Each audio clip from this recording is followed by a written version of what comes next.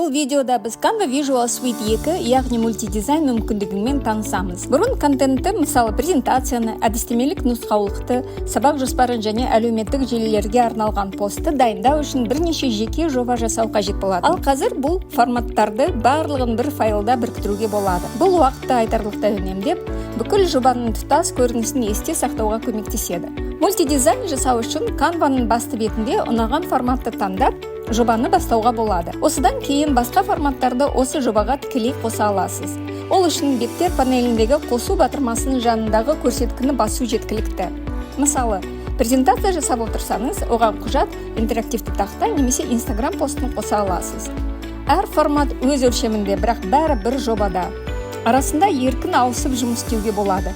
Уақыт үнемделеді және бәрі бір стильде болады. Бәрі дайын болғанда жобаның қажетті бөліктерін экспорттай аласыз.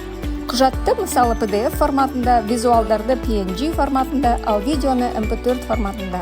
Осылайша Canva мультидизайн сізге қажетті материалдардың барлық жиынтығын бір файлда жинауға мүмкіндік береді. Бұл жұмысты жеңілдетіп қана қоймай, контент жасау процесін әлдеқайда икемді және заманауи етеді. Мультидизайнды қолданып көріңіз.